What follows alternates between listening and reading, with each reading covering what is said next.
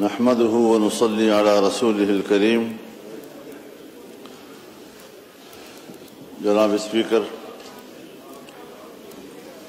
معزز اور فاضل اراکین ایوان،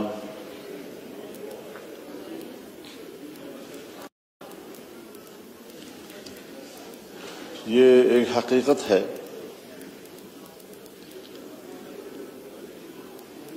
کہ اس وقت پاکستان بھارتی جارحیت کے مقابلے میں محاذ پر ہے. ہندوستان نے مساجد پر، مدارس پر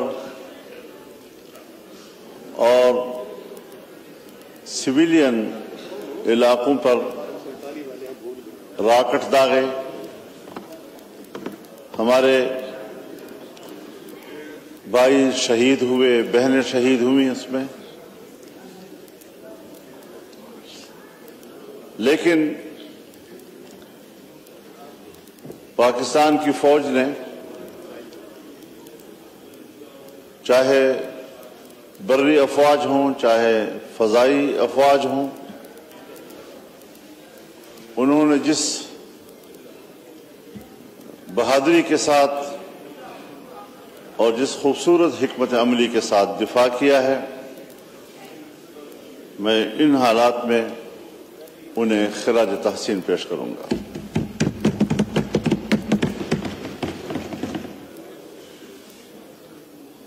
آج جمعے کا دن ہے. جمعیت علماء اسلام نے پورے ملک میں آج یوم دفاع وطن کے طور پر منانے کا فیصلہ کیا ہے اور تمام ائمہ و خطباء سے اپیل کی ہے کہ وہ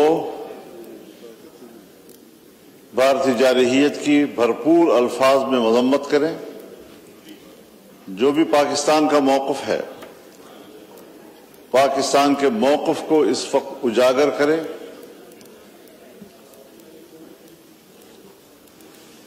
اور قوم کو متحد ہونے کا درس دیں. اسی حوالے سے انشاءاللہ 11 مئی کو پشاور میں ملین مارچ ہوگا، بہت بڑا، جہاں پاکستان کے عوام بھرپور طور پر اپنی یکجہتی کا اظہار کریں گے اور پاکستانی موقف کو اجاگر کریں گے.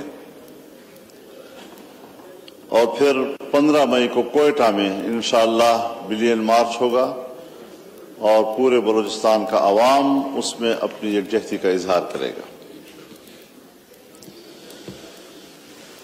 حکومت نے ابھی حال ہی میں کہا ہے کہ نوجوان نام لکھوائیں شہری دفاع کے لیے.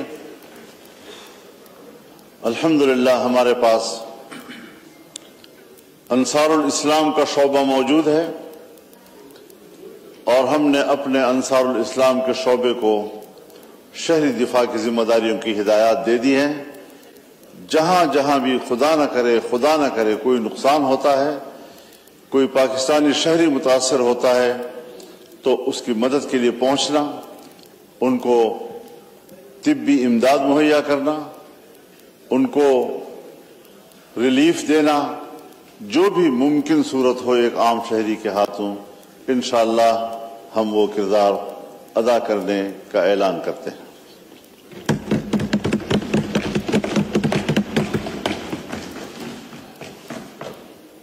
ہندوستان نے ہمارے مساجد کو نشانہ بنایا ہے، مدارس کو نشانہ بنایا ہے،